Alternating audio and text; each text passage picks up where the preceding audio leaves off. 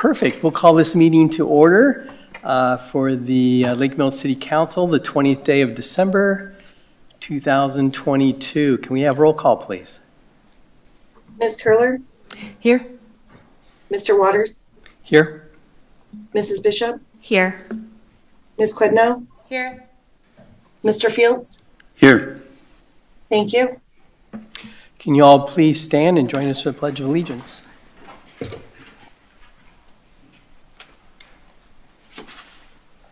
I pledge allegiance to the flag of the United States of America and to the republic for which it stands, one nation, under God, indivisible, with liberty and justice for all.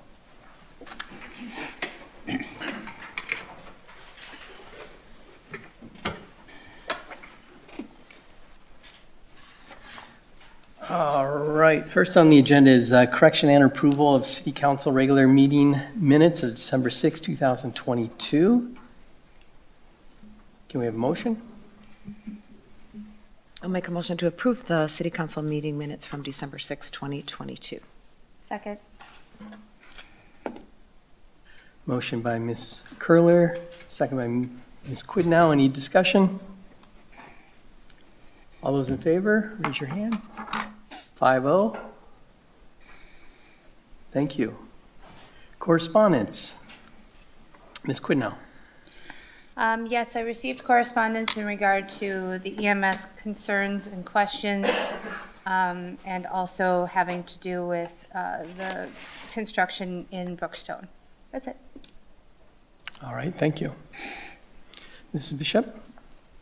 Yes, I had a phone call and several emails about the EMS decision. All right. And of course, EMS was a hot topic on my side as well. Anything on your side? Yes, 5 contacts about emergency medical services. One contact maybe got about Rock Lake Activity Center, indicating they would group would like to meet in January. A citizen concerned about Brown's Court and the street surface there, which I referred to the street department. And just today, a citizen concerned about the skating rinks in the city parks and why they aren't ready yet for the holiday break. Mr. Fields? Mine was pretty much the same. I received 3 phone calls about the EMS, probably 7, 8 emails. And then I also had the one with the Rock Lake Activity Center being canceled and postponed to next year, after the first of the year. All right, thank you. So we'll move on to questions and public comment. The public is encouraged to address the council at this time regarding items on the agenda. Public comment may also be made at this time on items that are not on the agenda if you've registered with the city clerk before the meeting has been called to order. The state's open meeting laws discourage action by the council on items not listed on the agenda. Please keep your comments limited to 3 minutes and state your name and address when starting your comments, and fill out the sign-in sheet provided. All right, the floor is open.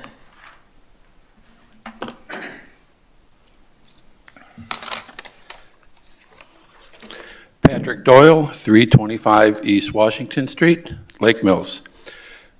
Good evening. Thank you for the opportunity to speak. As you look for a permanent solution to replace the sandbar at Sandy Beach, which could take several years to build and open, we are presenting an idea that could take place this summer. With the use of the former bait building that is still there, and with the need to run water to that building, Doyle's Dogs could open a temporary beachside concession stand out of that building. We would offer basically the same menu as our downtown location. If you feel this interests you, we would be glad to sit down and discuss it further. We feel it is possible to have something in place for the 2023 season. Thank you. Thank you, Mr. Doyle. Any questions? All right, thank you. Next. Todd Temperley, 408 Fremont, on the same subject.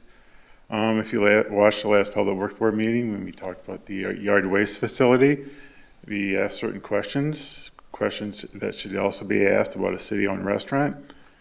Is a city-owned restaurant required by law? No. What are the consequences? Are property owners able to maintain and use their properties without a city-owned restaurant? My answer is yes. No other city in the county has one. So this classifies this project as nice to have. Before you sent out that survey and you asked for input, the public needs all information.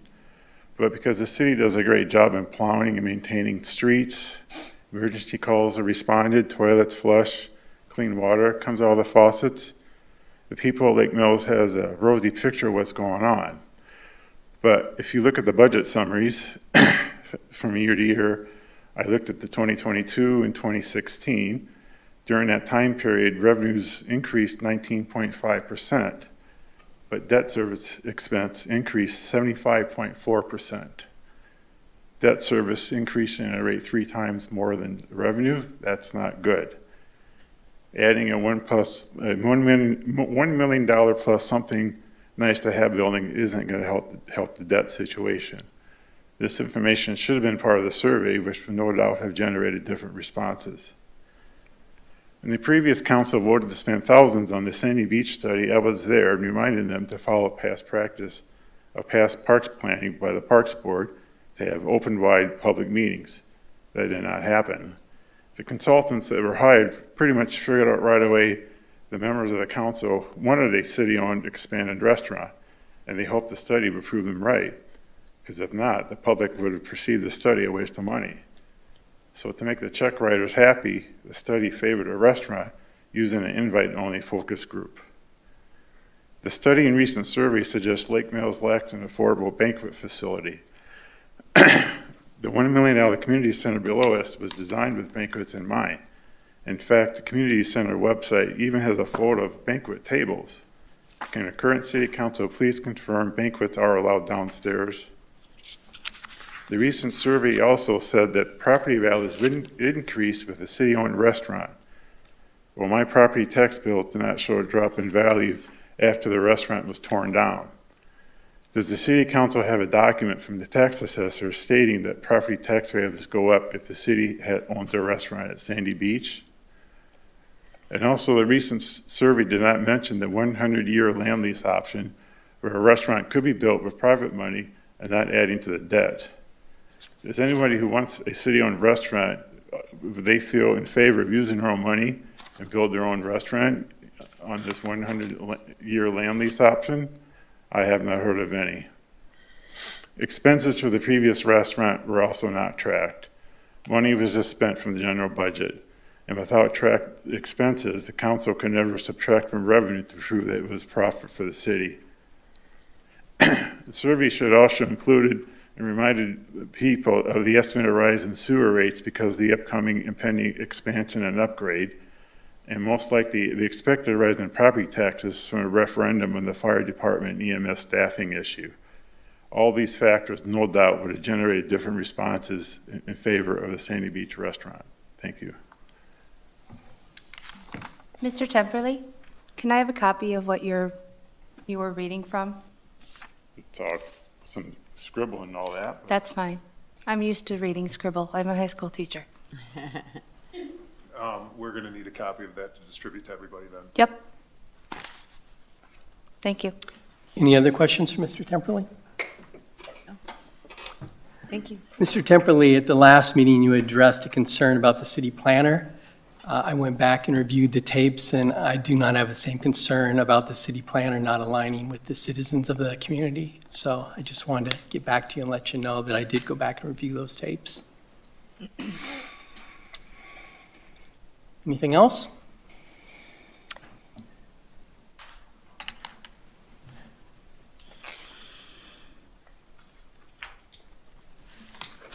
Tom Murphy. I live at 317 West Lake Street, and I'm also EMS president. Want to thank you for allowing me to participate in the meeting last Thursday. To address Mrs. Bishop's question, I understand I did not answer the actual question you had asked. I'd like to try to do that now, and yes, the EMS may be able to extend beyond June 30th. Yes, you're correct in that I need to get board approval for that. We would like to know if we're extending what the absolute end date would be.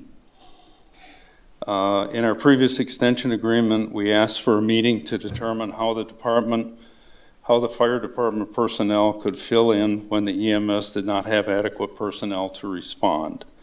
Since this meeting has not happened, we take that as the fire department doesn't have anyone they can spare. With this, there will most likely be occasions when the EMS will not have proper personnel to be able to respond and will need to go out of service for a time. The EMS will be working on coverage agreements with neighboring services in the event we can't respond. The EMS has increased compensation at all levels in an attempt to prevent this from happening. The increased compensation has had little effect on our recruiting ability. EMS is considering a bonus program to further entice members to take time and stay with the organization through the transition. To address Ms. Quidnow's comments, it's easy to say the problem between the EMS and the fire department needs to go away.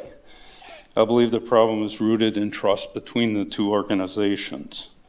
I've spent the past 2.5 years as president trying to instill the trust in my people that the fire department does have their back and is willing to work with you.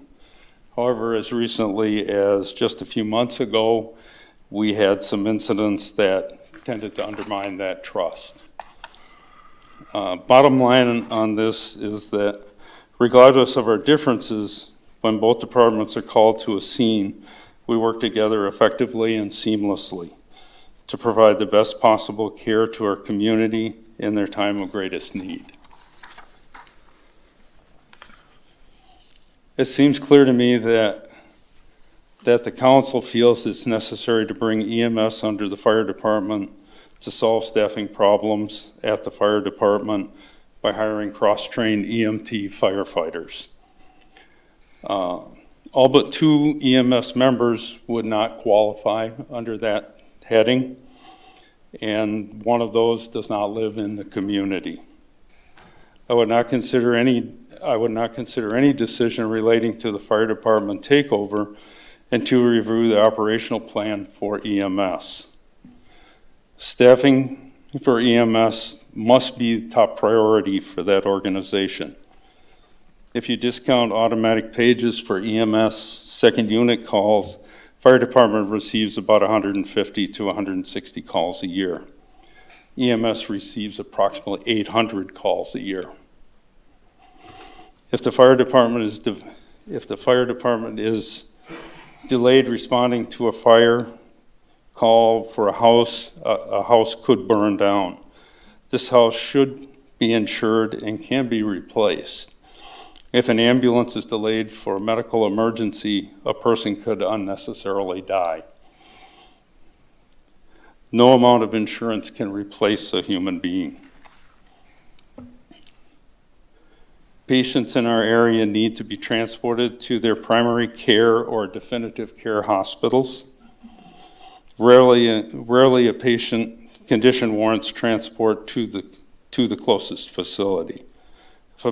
If patients are transported only to the nearest facility, many will need to be transferred to larger hospitals at added expense and lost time in critical situations. Local hospitals may not be covered under the patient's insurance. Lake Mills is in a unique demographic area. Patients have insurance based on both Madison and Milwaukee areas. This necessitates transport to many different hospitals. Does the council have a contingency plan for some of these in the event a referendum fails? That you do not have the support in the fire department that you have been led to believe? You are not able to hire enough AEMTs, firefighters, and that's it. So thank you for your time. Is there any questions for Mr. Murphy? For the record, I let you go over your 3 minutes there, but I recognize that the EMS is a pretty important issue tonight, and thank you for your contributions, so. And you provided that by email as well, so thank you for that. Thank you, Mr. Murphy. Any other comments from the public?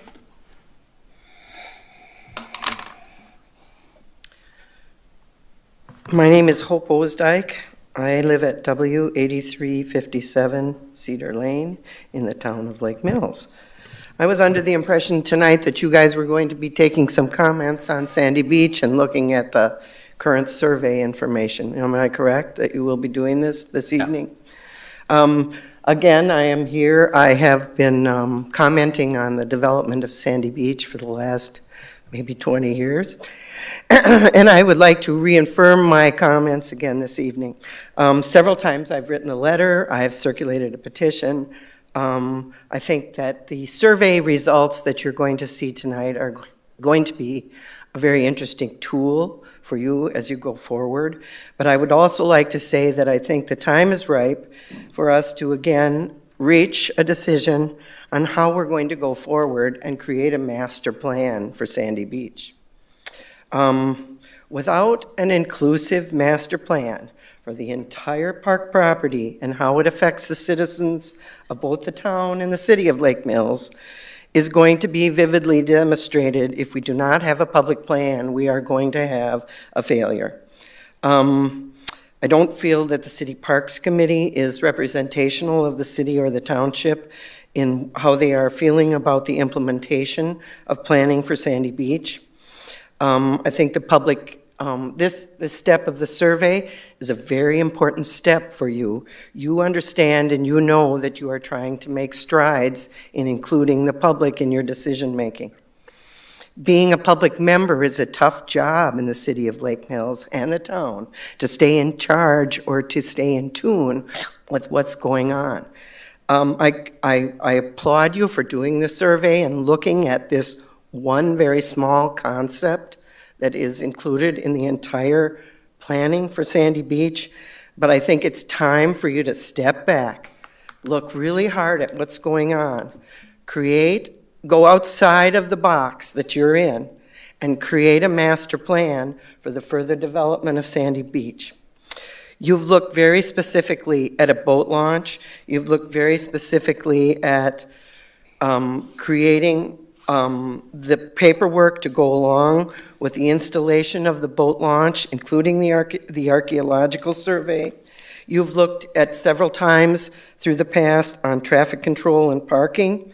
You've pretty much ignored the volleyball program, pretty much have ignored what's going on with Sandy Beach, and you've totally ignored anything that has to do with the trailer park. There's another thing that I think needs to be discussed openly, and dollar signs need to be shown where the money is going from Sandy Beach revenue.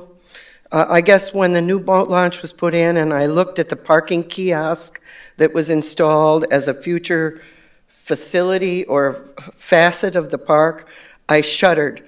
I don't think you have a policy for parking. You have the kiosk, but you don't have the planning or the idea behind it. Tonight you're going to hear about the restaurant. I don't understand why the citizens of Lake Mills would be in favor of the idea of you going ahead and building a building that would be leased. The last lease was a 75-page document. Is this a friendly thing for the people of Lake Mills? Is this a money-making thing? I'm really confused. I really think what we need to do is step back, hire someone other than the planning people you have right now to come in and professionally facilitate a master plan for Sandy Beach. Something that we can use in the next 25 years to implement the plan, and something that we'll be proud of for another 100 years. Thanks. Thank you. Any questions? I do have a copy of several of the documents, all of the petitions that have been circulated, and a lot of the other work that has been done, if you would be interested. Sure. Thank you. Mr. President, I Yeah. just wanted to clarify that the survey data will be presented at the January 3rd City Council meeting. not during the public feedback gathering tonight. Okay. Any other public comment tonight? Could you explain that then? On January 3rd, you're going to reveal the results of the survey? And there will be public comment time? UW River Falls will be presenting the data analysis of the survey results.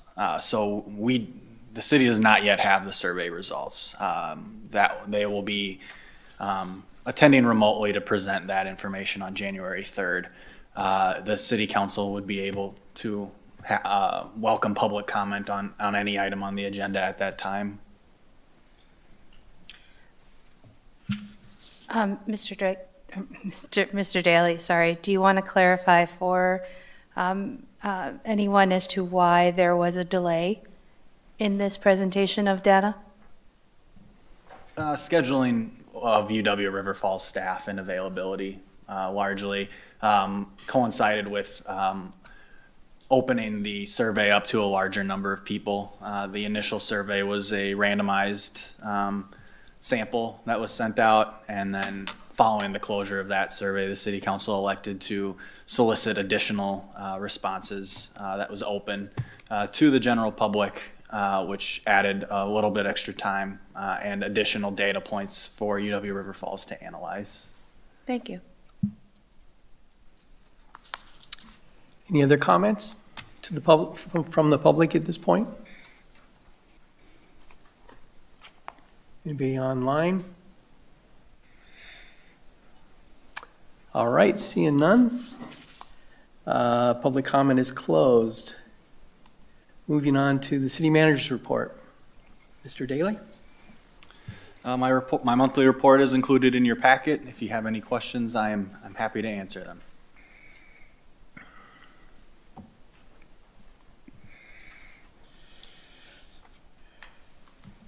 Questions? It's a very long report, thank you. Sam was pretty busy there putting that together as well, I see. All the financial information, thank you. All right, moving forward, council members' board reports and acceptance of minutes from Public Works Board, November 8th, 2022. Any comments or questions on that? Seeing none, the Public Works minutes is accepted into our record. Next is council business, which is the public comment and discussion on Sandy Beach food service options, which Mr. Daly addressed earlier. Is there any other comments from the public regarding Sandy Beach while we're on this topic tonight? I should ask if there's any other comments from staff before I ask for public comment, sorry. No, sir. Okay. Do people have to sign up at this point for the public comment, or can they come up to the pulpit and just talk? If they go up to the podium to talk, they'll need to sign in, yes. Okay. I just wanted to clarify. Thank you. Any comments on Sandy Beach? Seeing none, we'll get that survey results at our next meeting, which is the first meeting in January.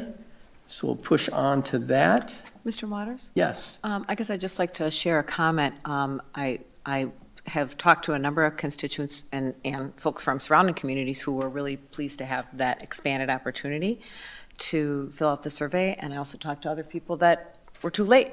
So it was very popular. So I'm glad that we did open that up, because there was a lot of people that wanted to give their input, and I hope people will, take a look at the results next month when we get them. All right, any other feedback on that topic? All right, next is item B, discussion, decision on weights and measure license application. Niemann Foods Incorporated, 142 East Tyranena Park Road. So there is an application in our notes. Any staff comment there? Misty, would you have any additional information you'd like to share on this item? This is the weights and measures license currently Watson's had it for Ace Hardware. They've been purchased by Niemann Foods. They've applied for it for the remainder of the license, which goes through June 30th of 2023. So this is just basically approval of a different scale that's going to be used at the facility, or is it just a different registration of the existing scale? Just a different business, same scale that Okay. I'm aware of. They don't let us know if they're changing it out, so. Any comments? So do you just need a motion to approve the license then, Misty? Yes, please. I'll make a motion to approve the Weights and Measures license application from Niemann Foods at 142 East Tyranena Park Road. Second. Motion by Ms. Curler, second by Mr. Fields. Any other discussion? Can we have roll call, please? Mr. Waters, Aye. Mrs. Bishop, Aye. Ms. Quidnow, Aye. Mr. Fields, Hi. Ms. Curler. Aye. Motion passed 5-0. All right, thank you. Next is discussion on wastewater treatment plant site selection process. There's a memo in our notes. I see Mr. Hermanson's with us tonight, so it's a special occasion. So I'm about to ask for staff comment. Are you ready over there? Mr. Hermanson's always ready, right? Well, thank you, Mr. Waters. I told you I'd be brief, so any questions? No. In your What does this mean? Yeah, okay. In your packet is a memo on the process to select the site for the wastewater treatment plant. And it was vetted, if you will, at the Public Works Board meeting, and some changes were made to it at that point. But basically, this is just laying out a process for the Public Works Board and the City Council to get together in a joint work session and walk through the different decisions and discussions that need to be made so that we can identify and begin to select a site for a treatment plant. It doesn't include any sites, doesn't rule them in, doesn't rule them out. It's a fairly wide open discussion based on really a couple of factors that are outlined in here. Number one is the reason for the plant, why we have to make a move, and why we've got over the next several years some pretty good sized decisions to make. Keep in mind that we're looking at something in 2025, some facility either being completed or well underway. And I'll just highlight here that we right now have an agreement, if you will, with the DNR to postpone building a plant. And that's based on maintaining our current effluent levels, that sort of thing. However, the crux of that agreement is that we have to keep moving toward a decision. We are given a 5-year window. And if the DNR deems that we haven't made enough progress in that 5-year window, they will shut it. So we do have to keep moving. And one of the main initial discussions and decisions is where we want to site this thing. So again, what this memo does, coming back to it, is number one, it lays out the reasons for it. It identifies a very important discussion that has to be had, and that has to do with the growth of the city. And it's not a lock-in to anyone saying, here's how we're going to grow, but it has to be an understanding of how growth and how growth is managed that will determine the size, the type of treatment plant, et cetera. And you'll see that those options are very generally laid out in this memo. And then there's the criteria for siting the plant. And that is really the takeaway from the discussion that we'll have next month or February, whatever you decide to do. Identifying the priorities of that criteria will help us identify which sites fit into that criteria and accomplish what we want to accomplish. And so what will happen is once you have the chance to discuss, weight, and rank that criteria, then staff, along with our consultant strand, will go back and basically rank the sites and see what what comes up to number 1, what comes up to number 10, or however many we have. And then at that time, we'll come back via the Public Works Board and ultimately to you to get to go ahead to pursue that site. I will tell you that obviously nothing is named in this document, and at this point, no sites have been named. We do that for confidentiality reasons. We don't want to get that part of the selection process too far down the road and then find out we're not going to be able to access or purchase a particular site. So I'm sure you understand that. So just to recap this thing really quick, it outlines why we want to do this, gives us a little idea of the process for doing it, and then what we need to come out with when we have our joint work session. And I will note here that we've talked about who's going to moderate this work session, and in speaking with the folks at Strand, they're experienced at this, and they will be the ones that will moderate and work us through the discussion. So it's basically to develop a criteria for selection? Yeah, we have a general outline of the criteria. It's to rank them. So what's most important, what's least important, and then we'll figure out what sites fit into that ranking of criteria. Okay. Yes.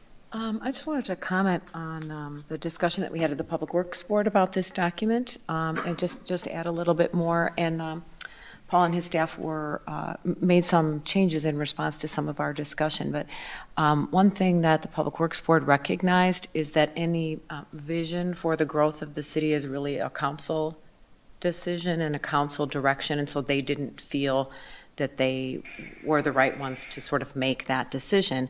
But we also discussed that the ability to adapt to growth or the lack of growth might be important. And so then that got added under that section 2 for the criteria. It's the first bullet point, is the ability to respond to system growth. So I thought that was kind of a good way to give us the opportunity to think about growth in how we rate the criteria for choosing a site, but also understanding that there's sort of this bigger picture of how much growth, do we want to have. It could be a significant driver for the overall size and scope of the plant. So Paul, correct me if I'm misstating anything, but I thought that was a really good discussion that the Public Works Board had on that point about growth.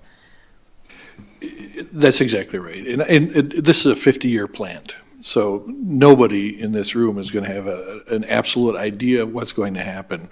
But it's not only a case of how much the city grows, but what expands. I mean, what are we looking at? Heavy industry, which makes the plant operate different, that sort of thing. So it's an important part of the discussion, but it's not going to be the final determinant on the location. But we can't discuss one without the other. All right. Any other questions or comments? So you're looking to get a date set in January for a combined Public Works City Council workshop? That's correct, yeah. So let's get the probably city clerk to find out the dates that work best for everybody and go from there. Okay. So this is the process that you're recommending. You don't need a motion from us or anything, but just wanting our input. Yeah, I think there are 2 reasons for this presentation. One is to give you some good background, the initial background, and then secondly, just to make sure you're comfortable with how we want to proceed with this. We've not made a decision like this for a long time, so we want to have a process that gets us to the right end, if you will. All right, we good with that? Yeah. All right, thank you.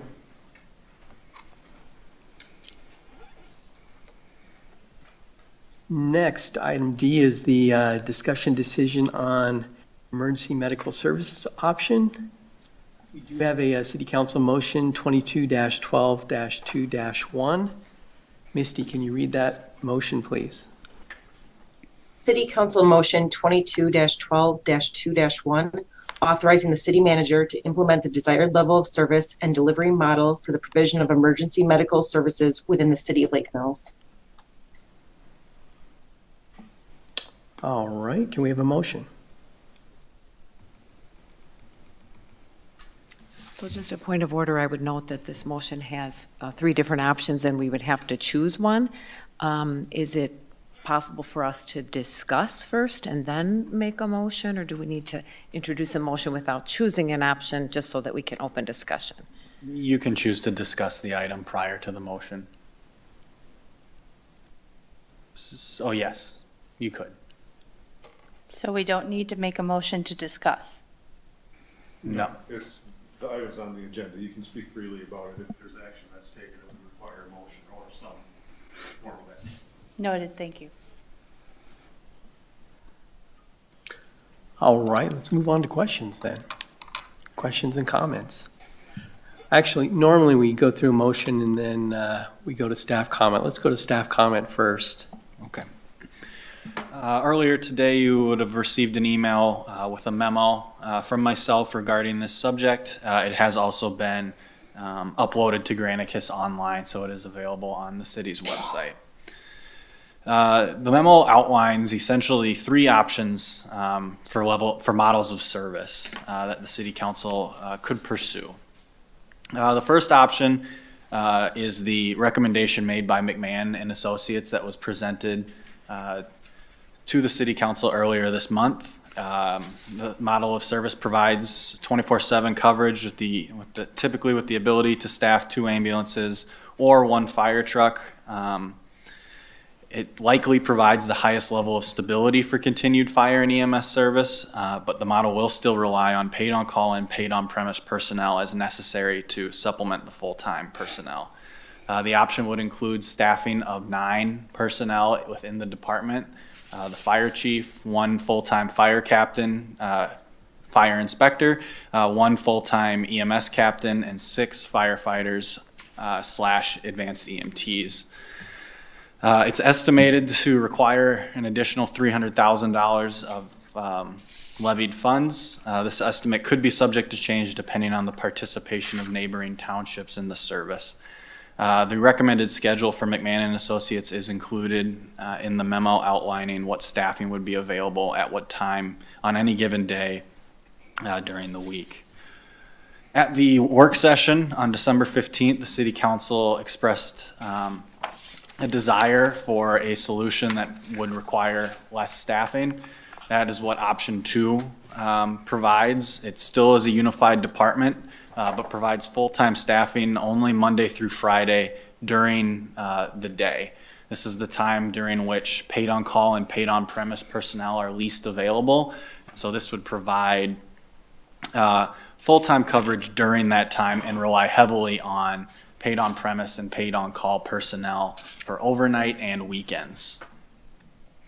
This model may be less sustainable due to its heavy reliance on the volunteers, on a shrinking volunteer workforce, and in the near future may require additional staffing in order to maintain the level of service that the City Council expects. There are 2 examples of schedules that could work, but the staffing would be reduced by 3. There would be the full-time chief, a EMS captain and a fire captain, and then 3 firefighters and advanced EMTs.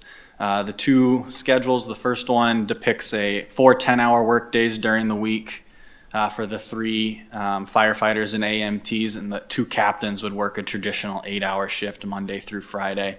This would provide 2 or 3 full-time staff each weekday with 2 additional staff, the captains, for 8 hours of each weekday. The second schedule is 4 9-hour days and then a half day. This would provide 4 full-time staff for 9 hours each workday with 5 full-time staff available for 4 hours of each weekday. The third option is a contracted service. This model of service would utilize a third party contracted for the provision of emergency medical services only. There would be 1 ambulance dedicated to the community. The contractor would rely on non-dedicated ambulances within the regional area to supplement local services when necessary. The total cost of the contract that was presented could range from $190,000 to $331,000, depending on additional communities' participation in the service and the cost of a facility lease for the contractor. There would also be $30,000 in one-time startup costs. Currently, the city budgets $138,000 for contracted EMS service. This would provide the highest level of medical training at the paramedic level and relieve the city of direct staffing and capital expenses. However, there would only be one dedicated ambulance, and the contractor would be unable to provide any fire-related service. If in the future there was an insufficient number of volunteer firefighters, the city may need to consider full-time fire department staffing. And under this option, it would require a multiple-year contract, which would limit the city's ability to adjust its plans to current conditions or experiences.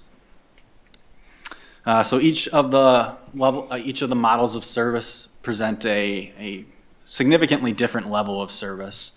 Regardless of the option selection, the volunteer staff will remain an integral part of providing EMS and/or fire service. Under option 1 and option 2, volunteers with dual certification in EMS and firefighting, or certification in only one of the two, EMS or firefighting, could still have opportunities to serve. I want to reiterate that fire department leadership and city administration are committed to working with Lake Mills EMS to develop a strategy to best utilize their existing expertise and commitment to service of its members.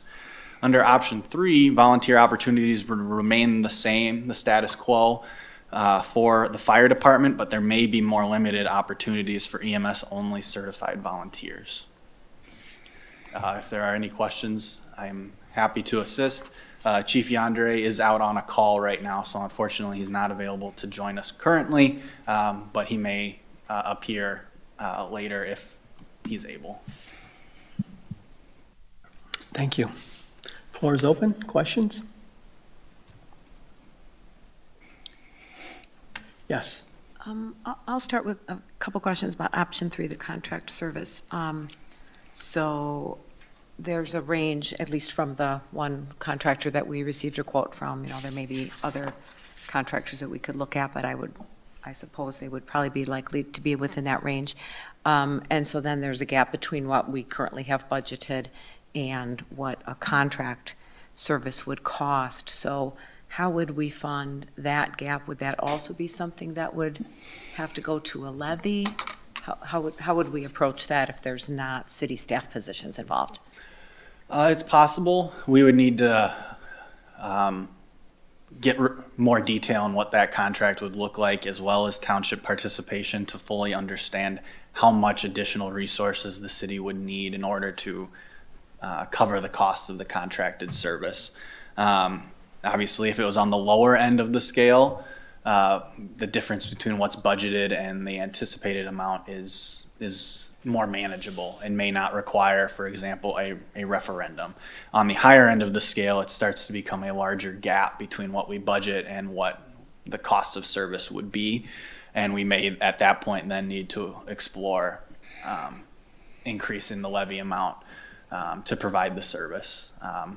But we would need to engage with whoever the prospective contractor would be to fully flesh out the costs of the contract and kind of finalize what the lease costs may be, where they would be housed, what that expense would entail, as that's a significant factor in the variation.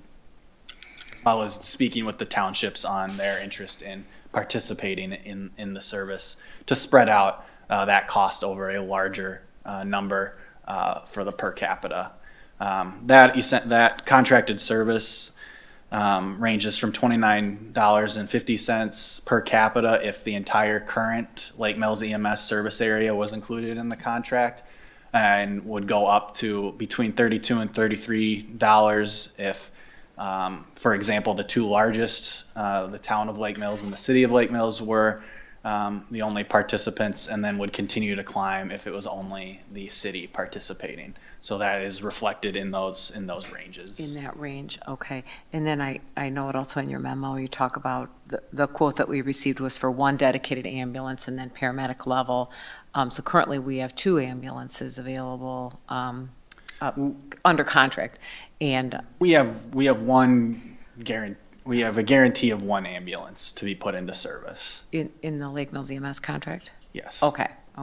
And advanced EMT level staffing. So Yes. this contract would be, or this proposal would be a higher level of medical care certification or whatever. That's correct. Okay, thanks. Mr. Fields? His staff reached out to any of the townships to see what their feel is on what their expectations are for level of service or availability of ambulance. Because I don't think McMahon really addressed that. I don't know if they talked to any of the townships about what their expectations are of level of service. McMahon and Associates indicated that they had reached out to the townships, but the responses varied among who wanted to discuss the EMS, the subject with them.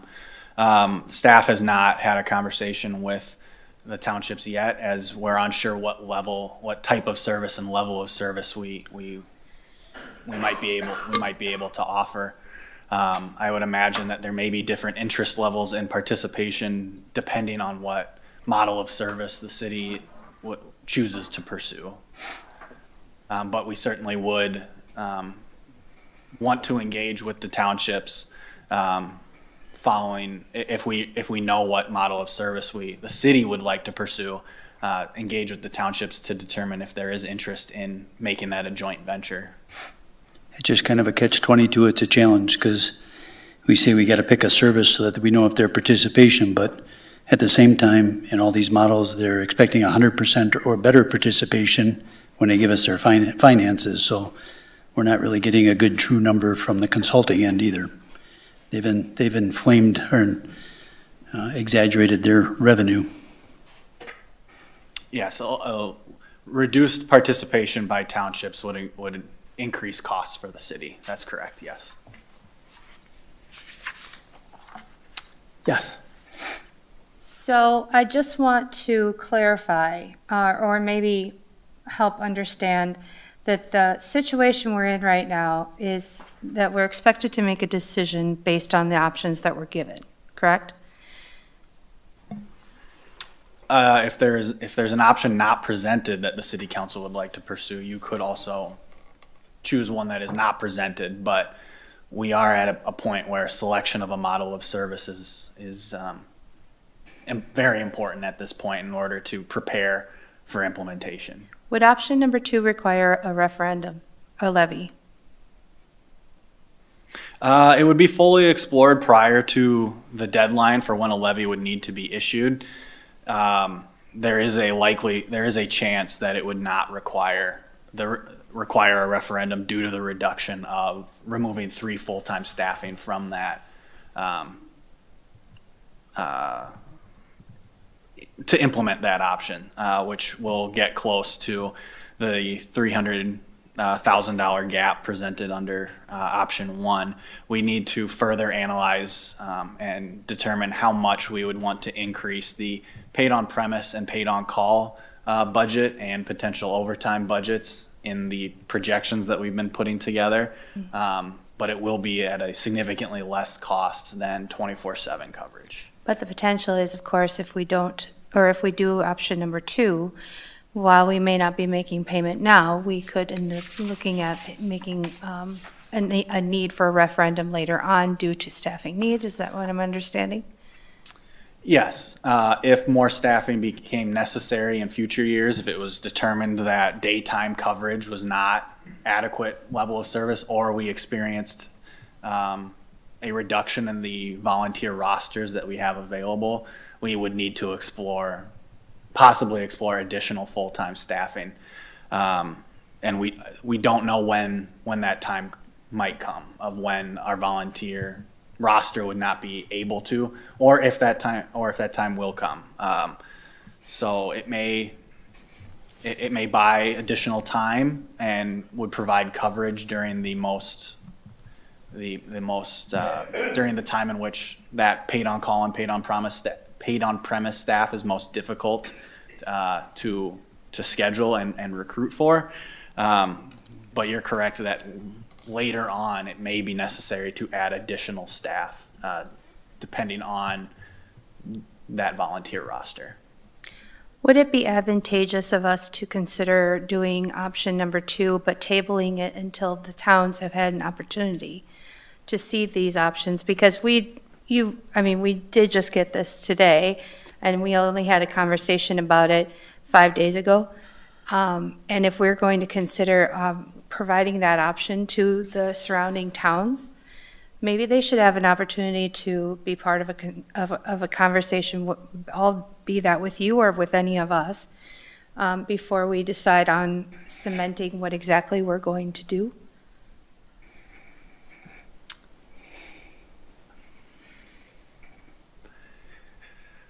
Ms. Quidmore, are you suggesting that the staff would contact the townships and ask them their perspective on these 3 options? Is that sort of what you're? I'm actually recommending the idea of option number 2, just to to delay the need for referendum, because that is why we are expediting this decision, was discussed, but because there was a possibility that we would need to do things if we wanted to go for the referendum. If we're not, there's still time. So if there's time, let's use it. And if the only of the 3 options that are provided, I see option number 2 is the one that provides us the time. Option number 1 does not give us the time, because if we do an option number 1, we will have to go to referendum. So we need to make a decision on that tonight if we're going to do that. But if we choose option number 2, it provides us a little bit of extra time to work with the towns, figure out the budget, go from that point, and make sure that this is the service level that they're expecting. Option number 3, to me, is difficult, only because it doubles the amount of per capita that we currently pay. I guess I would say that under option number 2, it is possible that a referendum will not be necessary in order to fund it. If the city council or the townships were to determine that that is not an adequate level of service, and for example wanted 24/7 coverage, either the city council or the participating townships, we are running out of time to be able to develop that referendum. And so if option 2 is the model of service the city council would like to present, I think we need to move forward as if that is the model of service that we will be implementing at the termination of Lake Mills EMS service and in 2024. And we have to accept that we likely would not be able to get a referendum on the ballot in April to accommodate option 1. So I do believe some level of direction is necessary tonight from the city council on what model of service and what level of service is expected for the community. And then we can engage with those townships on their participation. But if you choose to move forward with option 2, we have limited time to reverse course if then later on option 1 was determined to be the more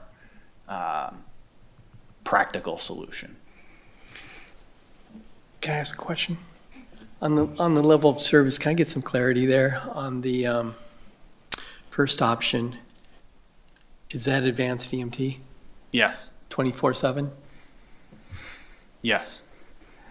Okay. Option 2, is that advanced EMT 24/7?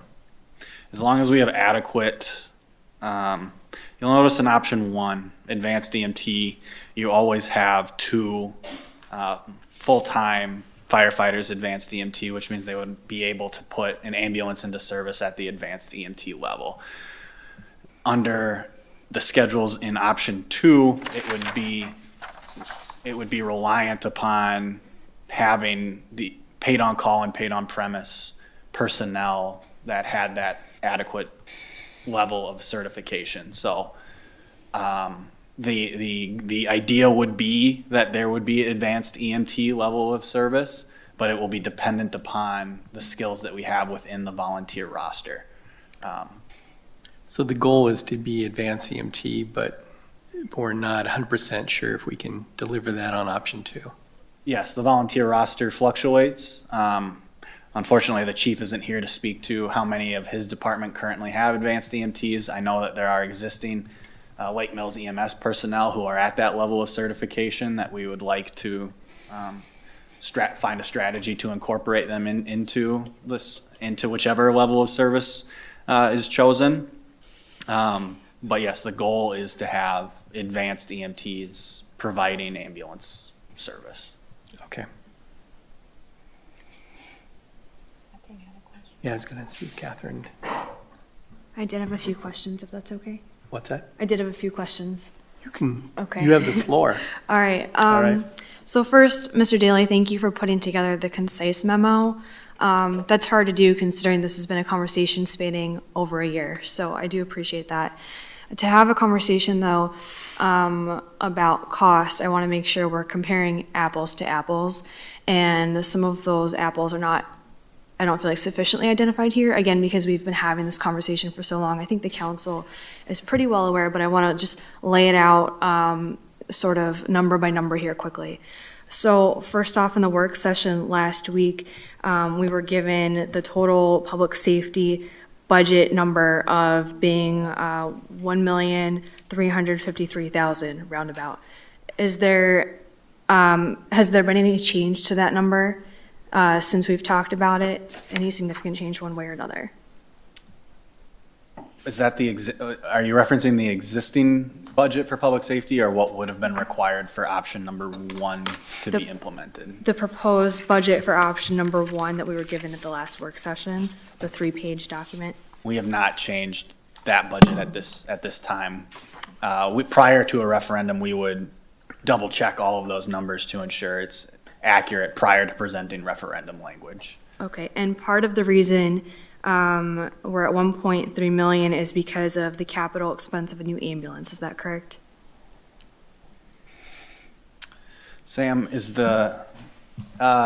would be included in the total budget. I believe the revenue that would be used to pay for that capital expense would be the debt levy, not the operational levy. So 2 different pots of money to pay for, but you're correct that yes, there would be capital costs associated with it. And after McMahon's presentation, we didn't have a solid number on all of the capital expenses, but we're saying this is probably about what it's going to be, and we're going to pay for it with debt as opposed to part of the levy that would go to referendum. For the high cost option like the ambulance, yeah, there may be some operating capital expenses that are paid for in operating, but for the large ticket items, we would anticipate utilizing debt to fund those, yes. Okay, and those capital expenses, we'll call it around 850,000, those would be required for both options 1 and 2 that have been presented? I believe, yes. I believe that includes purchasing a second ambulance. Now, it's possible that we can negotiate some sort of transfer of assets from Lake Mills EMS. So it may not be that full cost, but yes, there would be a cost to acquire a second ambulance. Okay, and so even if we go with option 2 and that cost for option 2 would be reduced because we're reducing the personnel, thereby reducing labor, means we don't have to go to referendum, but we still have the debt obligation for that capital expense. That is accurate. For option 2, okay, thank you. I have a question, let me look at my notes here, 1 second.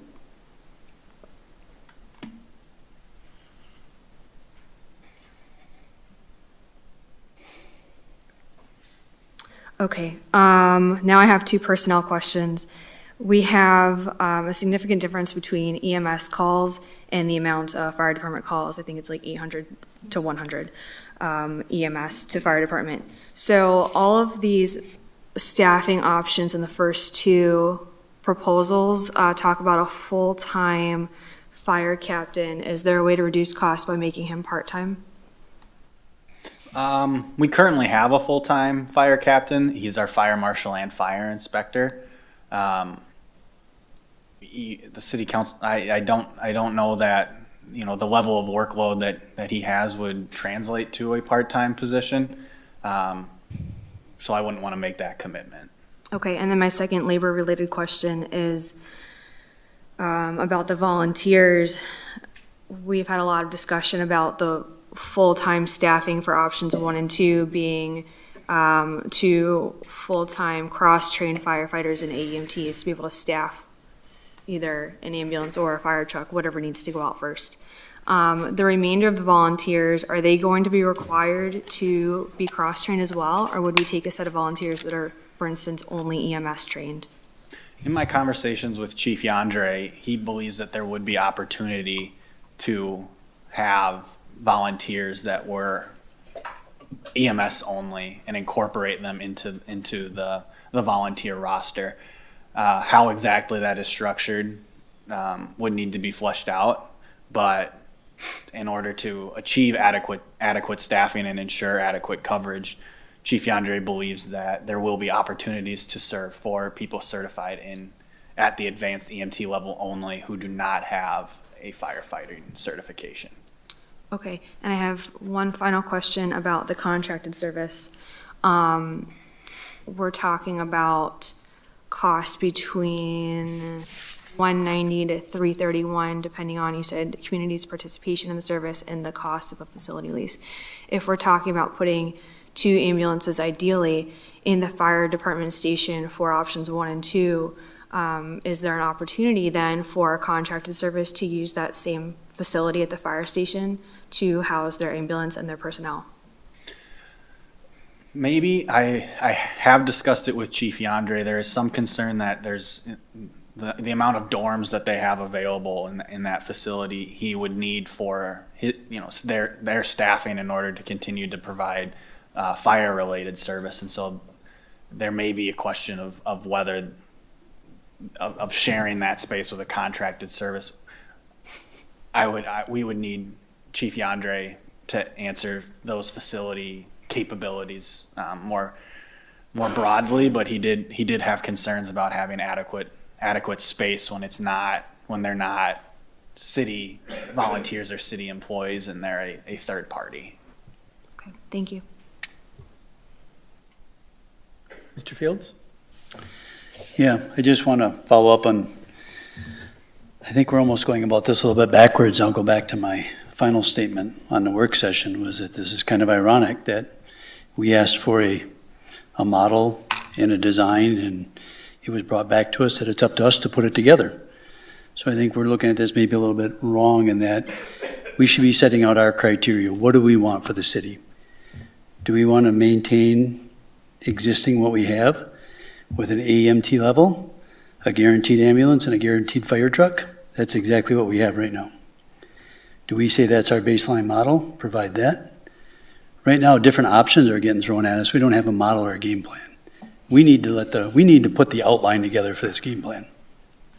Then staff needs to put the dollars amounts to it, and then we got to figure out if we like it or not. Right now, we're just throwing darts. It's flavor of the day, what sounds good right now. Let's sit down and put a real model together. That's what I've been asking for 15 months. What do we want for the city? What's going to support this city? Right now, we're going to depend on if there's a fire, or like I said, if there's a car accident out there and you need a fire truck and an ambulance to respond immediately, every single model, you can't do that. You get one truck or you can get 1 or 2 ambulances. You can't get both. Is that what you want? For me, my opinion is we need to guarantee an ambulance and a fire truck. That's what we've been enjoying for the last 48 years. Why can't we keep doing that? I guess the only point of clarification I would offer is that currently, in order to get that fire truck out the door, we do rely on a call out. We have paid on call personnel who are responding to the station. Under either option 1 or option 2, there would be a certain level of staff that are available to immediately respond, depending on the time of day, with either an ambulance or a fire truck, and then would rely on paid on call or paid on, if paid on premise weren't there, paid on call to respond as well. So I would argue that under a full-time staffing model, the level of service and level of response is higher than our current level of service, in that we have staff available to respond in station. We would not be waiting for personnel to respond to to the station. So for example, if there was a call that required an ambulance and a fire truck, we could still get an ambulance out the door or a fire truck out the door, and then would be waiting on paid on-call personnel to respond with the other apparatus.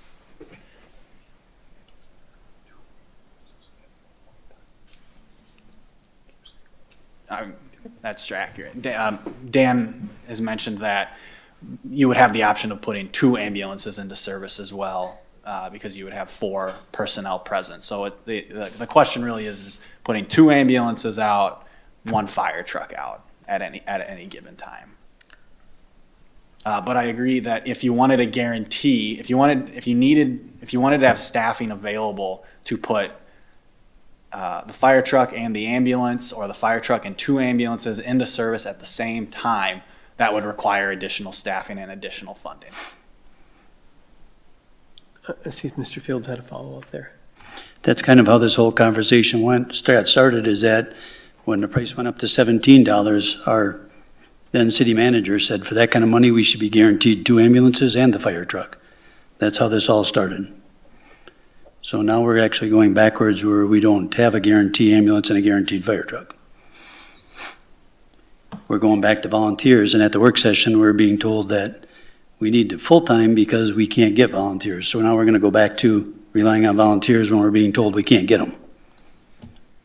That's a challenge. We're hearing So 2 you're different citing stories. Option 2. What's that? You're citing option 2 with. Well, even rural option 1, if you want a fire truck and ambulance, you're counting on them paid on-call volunteers to come in and respond to it. And that's even for the first ambulance. And then you got a second ambulance if you have multiple calls. So we're going from 50 volunteers in the city to down to 32, and then adding some full-time staff. I get it. I just think we're setting ourselves up. If we don't make it right away, as a council, we need to set the level of service. Council members, what would you like to see? It hasn't been done for us. So, Mr. Fields, I'd like to put the question to you then, because you have been asking that, and I feel like we've had a lot of that discussion. Some of that is covered in many of these options.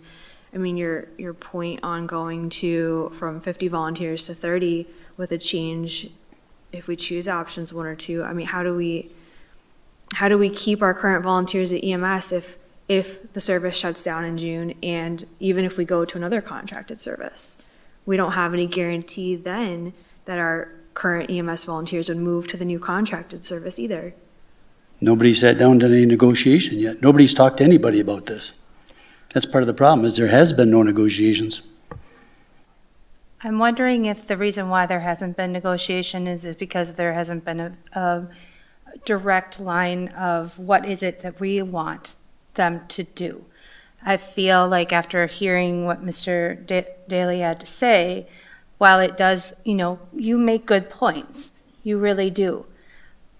And to your benefit, you have the experience to back it up. 15 months ago, I didn't know what to do for service or how service was done. And so there's a lot of learning that we as a council had to do in this time. And I understand what you're saying about what do we want, but I also agree with Ms. Bishop that, at what point, we've ruminated over this for too long, and we have to make a decision. And, pardon the pun, but we need to rip the Band-Aid off, right? So which one of these options provides us the flexibility that we are looking for based on what Mr. Daly is saying? In your opinion, which one would do what you consider to be the level of service that we should have in our city? I would try to maintain the 1 ambulance, 1 fire truck out the door. So the one that's going to get you the closest here is option 1. And that's going to get you your most resources in the city to provide emergency services. If you added another 5 employees, you're going to get the guaranteed 1 and 1. But are you willing to pay that? And if you're going to do it, you're going to want to do it all at once, because you're not going to get a second swing at this. That's what I'm saying, is you got to do this right the first time. Because no matter what, it's going to referendum. We're talking about a 2 ambulance service that's based on a lot less volunteers. But all the revenues from our consultant are taking the revenues that 3 ambulances were generating, plus they're saying we're gonna get all this extra area from the townships to make that number look like 300,000. That number's never gonna be 300,000, it's gonna be a lot more. Because if we're going to a reduced service, you're gonna have a hard time, and our prices are gonna go up considerably to get the townships to buy into it. I would like to add that in the budget projection you received at the work session, Sam and I used current service area of Lake Mills EMS for revenue projections on the per capita rate. So we reduced it from what the McMahon and Associates recommendation had of total participation from township population. So we were more conservative than the recommendation that you saw December 6th at the December 15th work session. But then you gotta add your capital expenses into that. Because right now with Ryan Brothers or our current EMS, your capital's in that per capita rate. So if you throw your capital in there, what does that rate look like? Correct. It does raise the overall cost of the service. What I would state is that it would not necessarily be necessary to include in a referendum, as the debt levy has different restrictions than the operating levy. Right, but just so the citizens know what their true costs are gonna be. You're only showing them 2/3 of the cost, because you're gonna put the other third into the debt levy. Well, I believe the capital costs were incorporated into the budget that was presented. No? Okay. That was That's operational. correct. We would, so, yes. And we can provide that information on what debt service on that ambulance would cost. The capital depends on if we get any equipment from Lake Mills EMS or not. Correct. That's still an unknown at this point. Mm-hmm. Michelle, did you have a question, or did you already touch base on that? Nope, that was it. All right, Mrs. Bishop? Yes, okay, so Mr. Fields, when I sort of put that question back to you, you said that we should maintain the current level of service, which is that we could get one fully staffed ambulance out the door, which currently is Lake Mills EMS, and we could get one fully staffed fire truck out the door, which is our current fire department service. In your review of the proposals, you believe that option 1 gives us that current level of service if we were to change our current model. Did I understand that correctly? Level 1 is presented here. It does not give you the guarantee you're still gonna count on volunteers. You don't have people assigned to the station or assigned to a call. They're gonna be putting out a call if you have that joint call. So if there's an auto accident where you're looking for an ambulance and a fire truck, you don't have enough to get both a fire truck and ambulance. It's gonna be one or the other, and then you're gonna put out an all-call. You're gonna call for paid on-call personnel to respond, kind of like what they do now for second out calls or additional fire calls. Because the fire department does always have a few people on staff, and their EMS always has people on staff. So then what I think I'm hearing you say is that neither option 1 nor 2 as presented would give us the current level of service of one fire truck or one ambulance fully staffed out the door. Option 1 does not. It gives you one fire truck or 2 ambulances, but you need at least 6 people there to get both vehicles out, and we're currently staffing them on this schedule at 4 to 5 people. So you're always gonna be short probably 1 person or 2 person that you're gonna rely on the paid on-call people to show up. Okay. Just, Thank Which you. is I what wanted to we make do now. We Right. rely on pay on call now. I just wanted to clarify that right now we rely on paid on-call personnel to respond for a fire call.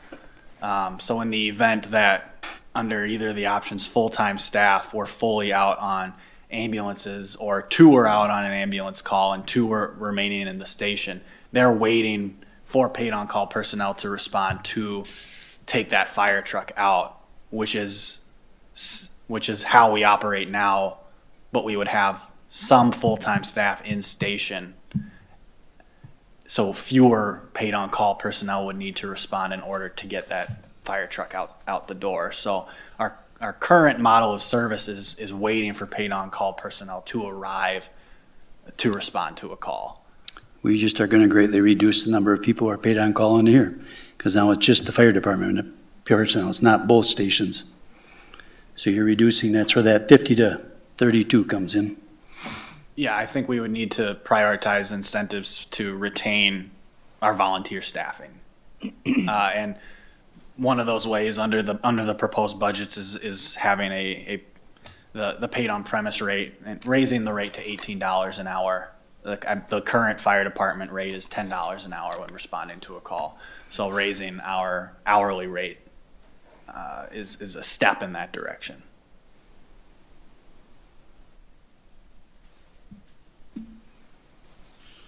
Thank you, Mr. Fields, for helping me understand what you were saying.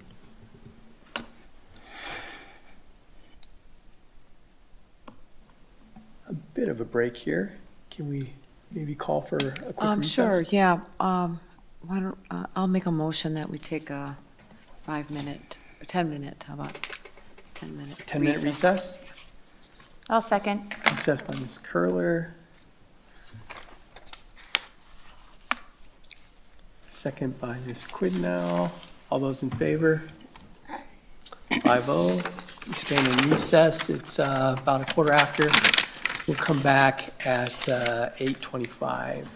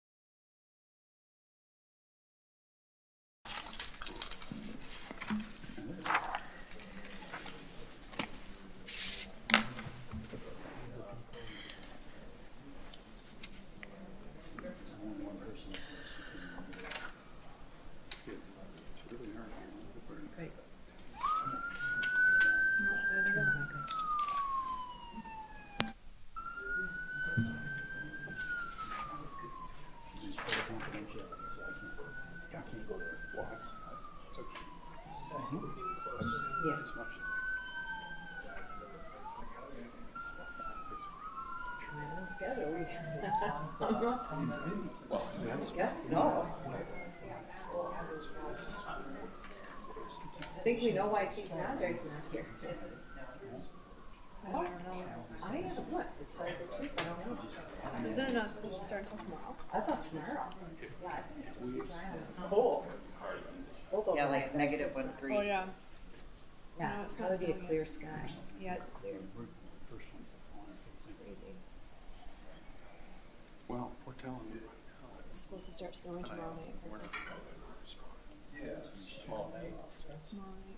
To work. Yeah, he's working the rest of the week. I made him take tonight off though, so we could like split the child duties. So he's just hanging out in the conscience. Yeah, and the babysitter's got Well, one. hopefully he can mostly just watch her sleep. Yeah, he's just like, he's watching something on his phone too. So. Where's William? William's, we have a babysitter. The babysitter. Oh, okay, got I it. just figured for tonight, it's just still so That'd be too much to have for Michael to have both of them. Yeah, or, well, and for a babysitter. Crazy. I'd rather. Yeah.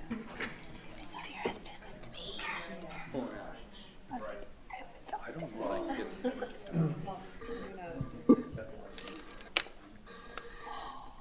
Good to see her.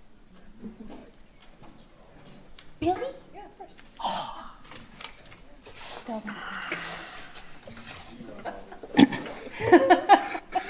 Whatever works for you, Michelle. All right, thank you. I'd like to call this meeting back to order. It's 8:30, a little bit longer break than I anticipated, but Sorry. we'll get it going again. All right, so we're on the EMS discussion. Any other comments or questions after the break? Yep. I had a question, or maybe it's a comment, and Drake, you can confirm for me, but I think Mrs. Bishop, you brought up a really good point that there's going to be initial outlay of capital costs in addition to operational costs if we were to go with a referendum on option 1 or 2. Is it possible for us to, at least in the initial startup of this, to fund those with, unreserved fund balance, with ARPA funds that we still have some available, so that we would not necessarily have to increase the debt levy to start up one of these options? Yes, you would have those options available to cash fund a purchase. Okay, so we could cash fund equipment, would need a referendum for the operational costs and personnel, and then down the road, when equipment needed to be replaced, then we'd have to, potentially look at debt or something like that down the road. Depending on the model of service selected, yes. Okay, thanks. Any other questions, comments? I guess as I look at this, option 1, Service the current contract provides for 1 guaranteed ambulance from Lake Mills EMS. Fire service is entirely provided by volunteer staff responding when a call goes out. There's no guarantee right now that a second ambulance goes out. There's no guarantee that the fire truck can go out if we don't have an adequate ambulance. So I would say we have, right now, the only guarantee we have is that 1 ambulance is going to go out the door. And I would mention that based on the comments that we've heard from Lake Mills EMS, that without supplementation from fire department personnel, that guarantee may not be able to be fulfilled into the coming year because of a lack of personnel. By having full-time staff available in station, whether only during the day or under option 2 or more 24/7 around the clock, we are guaranteeing that there is a initial response available to the call that is provided, supplemented by paid on call or paid on premise personnel. So yes, I believe that either option 1 or option 2 provides a higher level of service than we currently enjoy. So one of the reasons I asked for a review of that option 2 was that it gives us a lower cost. It still provides a better service than we're currently getting, and it gives us the flexibility that over time, if we do see volunteerism continue to decline, it gives us the option to add staff down the road. We may have to do that under a referendum later, or maybe at that point we can do it under a budget. If we're looking, 2 or 3 years down the road, it could just be figured into our budget somehow, but it would have to be done from an operational standpoint. So my thought was if we can get a better service and we don't have to maybe step all the way up to the 9 people, then full-time staff, then maybe that would make sense.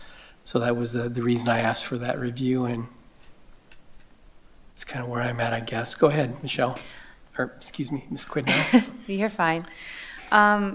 When do most of the EMS calls occur? What time of the day? That may be a question for Mr. Murphy. I don't know. What I can tell you is that the lowest availability of personnel to respond to a call is during the workday, because people are at work in the community or at work outside of the community. So Right.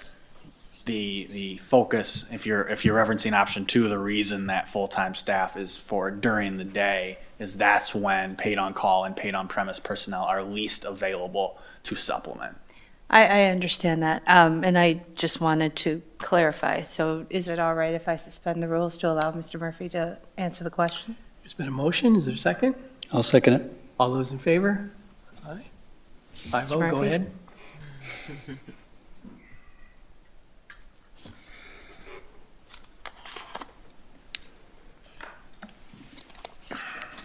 I'm going to preface that answer with saying that EMS calls are totally random, but I think there tends to be a few more or a little higher percentage during the day, but that varies from week to week. Do you have any data to back that up, or any statistical analysis to help us understand, just so that we're sure that the amount of staffing that we have at the time that we are staffing it based on these models is going to be sufficient for what we are looking at doing? I may be able to come up with that. It's not something we typically track for like time of day, because we're staffing the same staffing level 24 hours a day. Sure. And so it's not something that we've typically looked at. Okay. My next question would be, you had mentioned in your information here and about having to, or possibly giving a bonus to those who wish to stay on EMS.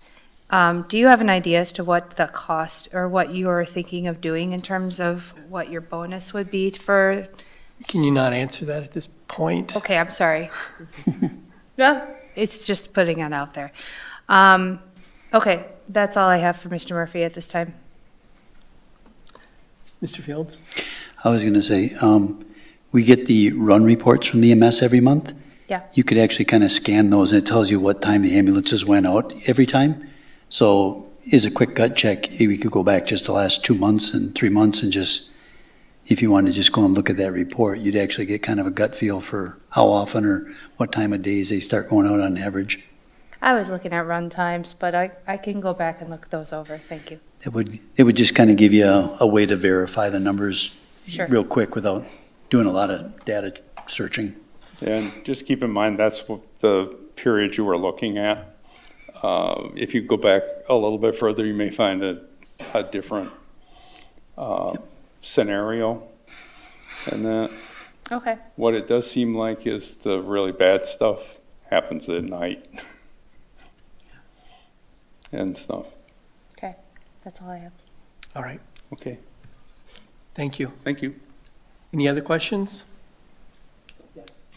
Well, I guess this is maybe more comment. We've been talking about this for a long time, as we've all said, and some of the things that keep coming back to my mind are looking at what's happening in all of our neighboring communities and around the state. We're certainly not the only ones that are grappling with this, and so many communities have gone to the model that's presented to us tonight as number one, and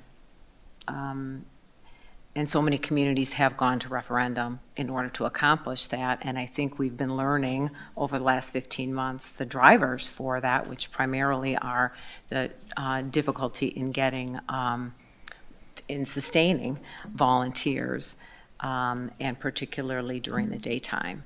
And when I think about and looking at the motion that's prepared for us tonight and thinking about, you know, our responsibility to provide the essential service of emergency medical services in our community, I think about, and looking at these options, I think about if we're going to do this, as you said, Steve, I don't think we should do it in pieces. I don't think we should try one thing, and then if that's not quite enough, then maybe we'll, you know, add on to it later. I think we know, and our neighboring communities have experienced and shown that it's costing a lot more to provide this service, and that we're going to need to commit to our, you know, paying for that, and that's going to mean an increased cost for our citizens.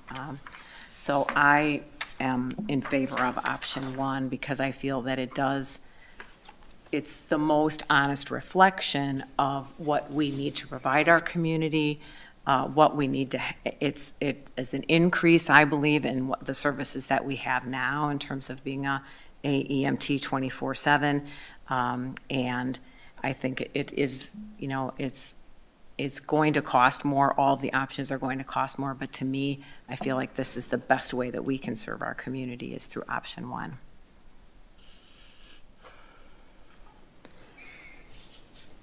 I'll put in my comment that I concur with Mrs. Curler's assessment that that's probably the best. If you're going to go with one of these three options, that gives you the best coverage or the most services for the citizens of Lake Mills. Are you making a motion? I'll make a motion to approve motion 22-12-2-1, authorizing the city manager to implement the desired level of service and delivery model for the provision of emergency medical services within the city of Lake Mills, proceeding with option number one. Motion by Ms. Curler. Is there a second?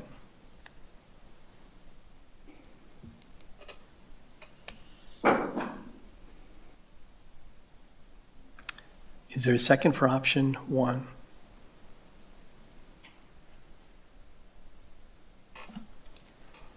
All right. Is there any other questions or comments?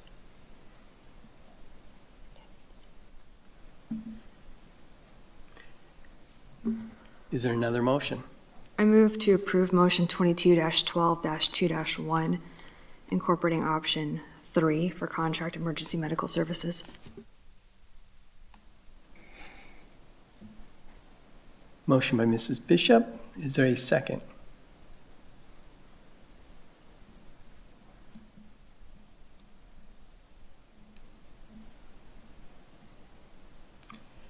Is there a second for option 3?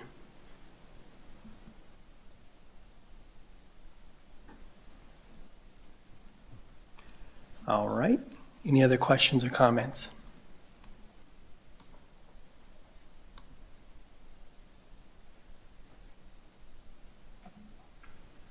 Is there another motion? I make the motion for 22-12-2-1 to include the services for option number 2 within the motion provided. Motion by Ms. Quidnow for option 2. Is there a second?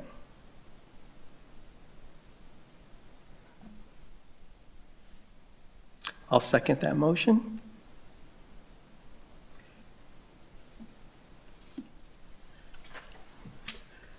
Any other questions or comments before we move forward with the vote? Yes. Just a comment, I don't know if it's a comment or a question, but Mr. Daly, I believe you told us you don't know if we would need to go to referendum on option number 2. Is that correct? I can't guarantee you that correct, but we will find out. And I think the likelihood is lower that we would need to go to referendum. Okay, thank you. If we did need to go to referendum, we would inform you within adequate time to put language together for the city council to adopt. And if we were to go to a referendum in April, we'd need to do that in January, right? That's correct. 70 days prior to, I believe it's April 3rd.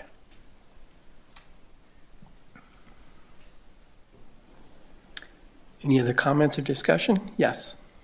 I think this seems like sort of the Goldilocks option. I'm having trouble with it because the budget, even if we don't have a clear picture of what that is right now in regard to a referendum and a levy, it's still significantly more expensive than what we have been spending. I recognize the cost increases. It is significantly more expensive than what we would still spend at a contracted option. And I don't believe that this option still gives us our current level of service, to use Mr. Field's definition, of being able to get both one ambulance out the door and one fully staffed fire truck out the door, which is what we can currently do with the contracted service. So those are the issues I'm having with the motion as it is currently before us. And in addition to my comments earlier about the budget and staffing, it's why I will likely vote no on option 2. Thank you. Just to offer some clarification, our capability to get a fire truck out the door will not, if we had a contracted service, our capability to get out the fire truck out the door would not change from what it is now. If we went with option 2, our capability to get a fire truck out the door, even if 2 ambulances were in service, would be the same process as it is currently. So we could potentially have 2 ambulances in service and be calling for a fire truck to get out the door, similar to how we do now, where we have to call to put the fire truck into service. So I understand what you're saying is that we would still be able to put a fire truck out the door with option 2, but we would have to be relying on the current model of using those volunteers to come in and staff it. If both ambulances were in service. Yes, okay, I understand that. Thank you. Any other questions or comments? Or rather, if 1 ambulance was in service. I apologize. But you would only need to receive 2 paid on-call personnel to arrive to the station to have a 4-man crew to get the fire truck out the door. So you would need fewer people to respond to the call. If 1 ambulance was in service, you'd still have 2 people in station. If 2 ambulances were in service during the time there was full-time staffing, you would need 4 people to respond to the call to put the fire truck into service. The point about the 2 ambulances. Okay, no, because we would be buying the second. Okay, no, I don't have a question. Thank you. Any other questions or comments before we move to a roll call vote? All right, seeing none. What's before us is motion 22-12-2-1. We are voting on option 2, which is a unified department, Monday through Friday, full-time staffing. Everyone clear on that? Roll call, please. Mrs. Bishop, No. Ms. Quidnow, Aye. Mr. Fields, As I see this, that an actual termination of the negotiating with the EMS and that I do volunteer on EMS, I will abstain from this vote. Ms. Curler,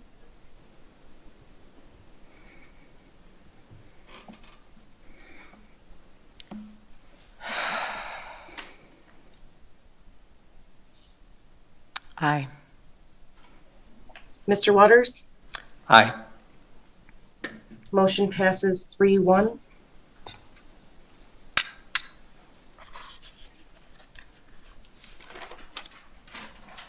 All right, thank you.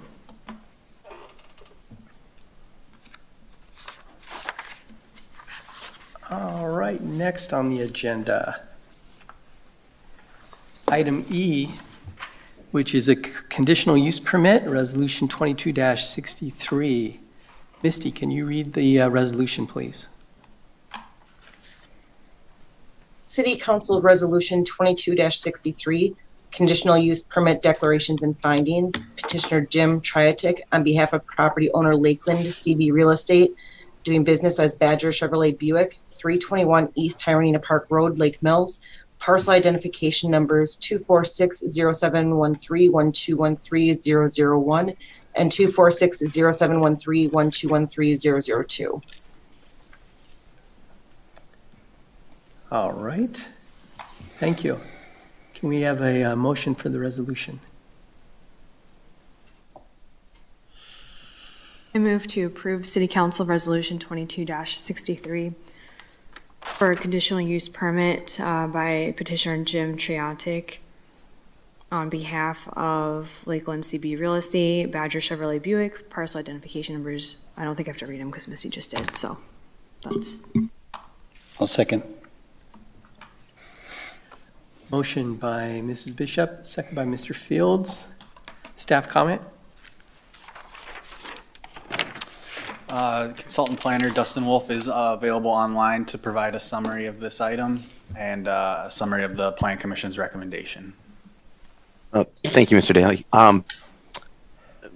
Badger Chevrolet came to us in October of 21 for approval of a conditional use to do an expansion. If you've been past the building, you can see that they've completed the expansion, increasing the parking lot, new westward expansion of the building, a slight eastward expansion of the building, and new stormwater management facilities out there.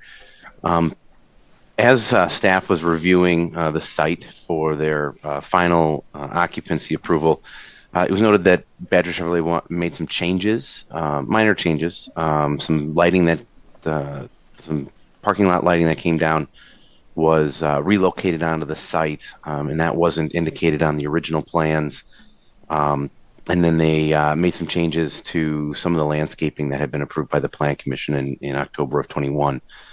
This amendment is to address those changes. There was some supplemental information that was necessary to be provided to the Plan Commission for review and approval.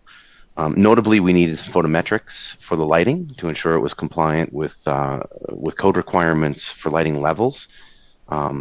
And then there was the approval for the revised landscaping. So they changed some of the entry landscaping at the western entry, and then they've changed some of the, there's a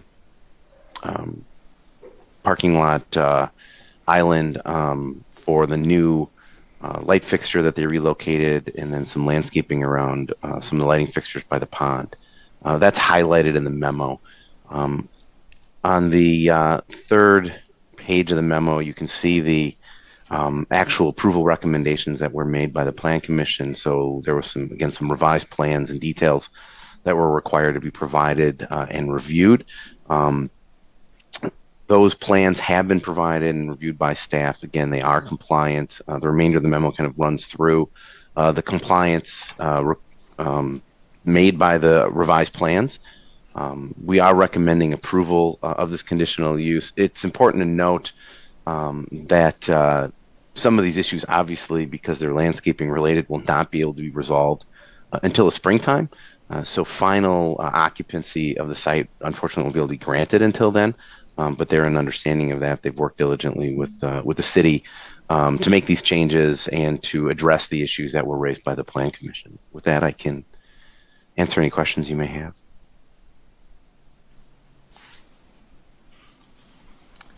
Thank you. Any questions? Mr. Wolf, as I look at the drawing, it looks like some of the lights are in the middle of the parking lot. Is that true? There were some existing, as you remember this site has been built for quite some time, and there were some lighting fixtures that were just located inside the parking lot without any islands. Until the code was revised a number of years ago, there weren't any requirements for landscape islands in those situations. You could put a lighting fixture in the middle of a parking lot without any landscaping around it to protect it and to break up the asphalt of a site. So there are some that were just pre-existing. There were a couple of lights that were relocated. So when they did the westward expansion of their building, they took down some lighting fixtures. We noted that in that review that they were taking them down, and the only lights that were being installed at that time was wall pack lighting, meaning building lights located on the building. When they were completing their site, they made a decision to relocate some of the lights they took down. Unfortunately, those weren't included on the original approved plans, and so those did need to go through this process for an amendment to the conditional use to be reviewed and approved by the Plan Commission. Part and parcel with that is that landscaping needs to be installed around those newly located lights, relocated lights, and that's what they're showing on the revised landscaping plan that's been submitted. Okay, thank you. Any other questions? Comments? Seeing none, let's move forward with a vote on Resolution 22-63. Roll call, Misty? Ms. Quidnow? Aye. Mr. Fields? Aye. Ms. Curler? Aye. Mr. Waters? Aye. Mrs. Bishop? Aye. Motion passed 5-0. Thank you. Thank you very Next on much. the agenda is a release letter of credit, Resolution 22-64. Can you read that, Misty? City of Lake Mills Resolution 22-64, acceptance of dedication of required public improvements and final reduction and release of financial guarantee, Drumlin Crossing condominium development. Can we have a motion? I move to approve Resolution 22-64, acceptance of dedication of required public improvements and final reduction and release of financial guarantee for the Drumlin Crossing condominium development. Second. Motion by Ms. Curler, second by Mrs. Bishop. Staff comment? Good evening, council. This is the formal development, Drummond Crossing on the south side. All of the required infrastructure was accepted last December in the first meeting of December by council resolution. At this point, the developer has gone through the 1-year warranty on those installed improvements, and it's appropriate, in staff's opinion, to release the letter of credit. However, there's one caveat. We are recommending release of the letter of credit. However, there is some electrical work that is still required on the site for future buildings, for further expansion of the site. So while we're releasing the letter of credit, we wholly anticipate the rest of the development moving forward. And at some point in time, that electric infrastructure will be installed. It will be done on the developer's dime. We do have options. We have an agreement to either escrow funds from the developer in anticipation of that occurring, or billing them at the time that it does. And based on the relationship at this point, we're confident that payment would be received in full. So it's consistent with the action that has been taken to this point in accepting kind of the majority and definitely the weighty items with regard to public infrastructure that was required to be installed. But the development itself is not complete yet. There is further development of the site that will occur. So we're still working with the developer. However, we are very confident that releasing this LOC at this point is appropriate, and it's not going to harm the city whatsoever. So certainly willing to respond to questions if you have any, or if you want me to slow down and say that again, I'm willing as well. The floor is open. Yes. Mr. Drescher, is there an approximate dollar value on the work that's remaining to be done? Yes, ma'am. We've approximated it at about $6,500 in total.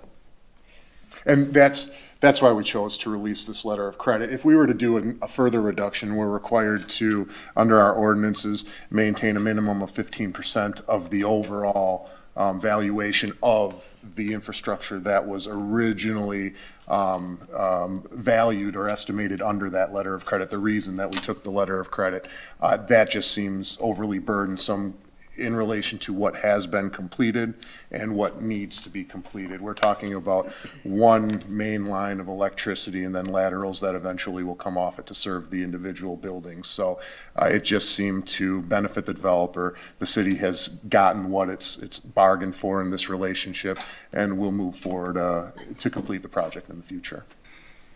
And just to follow up, Yes, ma'am.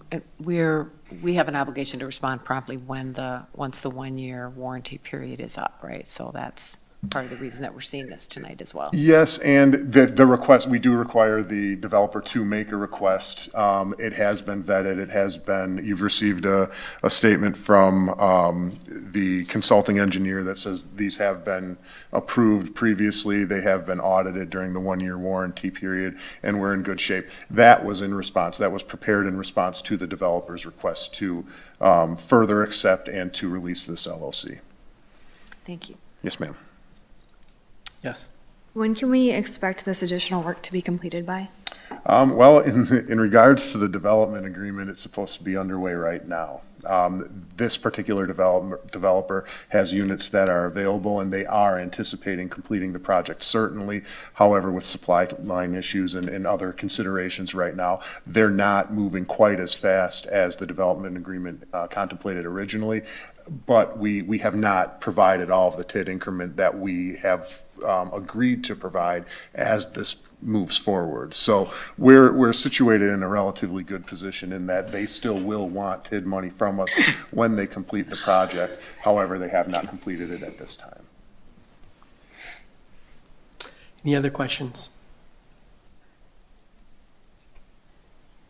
Seeing none, let's move forward with a roll call vote on Resolution 22-64. Misty? Mr. Fields? Aye. Ms. Curler? Aye. Mr. Waters? Aye. Mrs. Bishop? Aye. Ms. Quidnow? Aye. Motion passed 5-0. Thank you.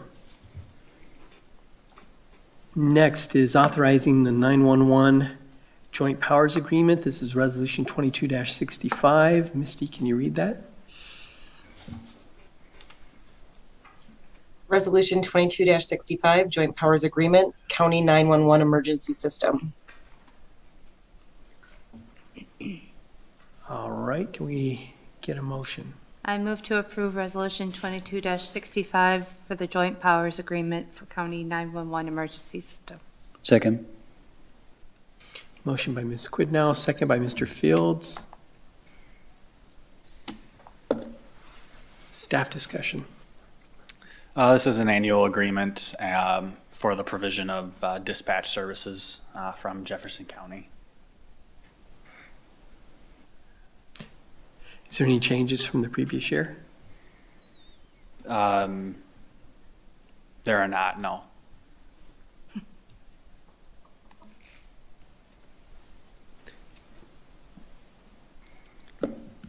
Any other questions? I see we have the police force here tonight, the police chief. If there's any questions, we can always pull him in. I think the next resolution is one we may want to. The next resolution. Oh, I'm on the wrong thing here, huh? Yeah. This one's an easy one. Wait, we're on the school resource No, we're officer. 911. Yeah, no, we're on 911. Mhm. We're on 911. Yeah, we didn't vote on. I got ahead of myself, thank you. Ron G. All right. Any other questions? Can we have a roll call then on Resolution 22-65?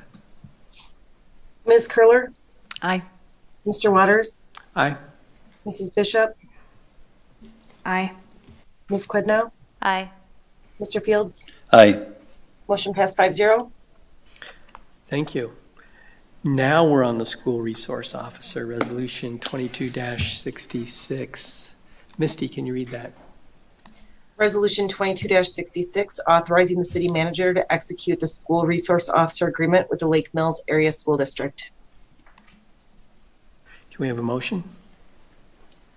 I'll make a motion to approve Resolution 22-66, authorizing the city manager to execute an agreement with the Lake Mills School District regarding the school resource officer. Second. Motion by Ms. Curler, second by Mrs. Bishop. Staff comment? I'll start just by saying that this is a formalization of this arrangement to provision a school resource officer, and it's been a duty assignment and the practice of the police department for a number of years. And so I'll leave it to the chief to describe kind of that role, but this is simply the formalization of that, and also provides some additional revenue for that service that we have currently been providing. Thank you, Chief. All right, thank you, Council. I laid out in my letter to you kind of just an overview of the process to get us to this point. A few years ago, Chief Selk had initiated conversations with the school district seeking to formalize a school resource officer program. There's different reasons for doing this. Number one, it's nice to have clear expectations of what our officer is doing within the school district, both for the school district's benefit as well as for our benefit. Two, formalizing the position as a school resource officer allows that officer to do additional things under state statute and have access to pupil records and other things that they wouldn't otherwise have access to. Additionally, in this case, the school district has agreed to provide some funding to the city. Specifically, they would fund half of a full-time police officer position wages and fringe benefits, which is certainly a benefit for the city.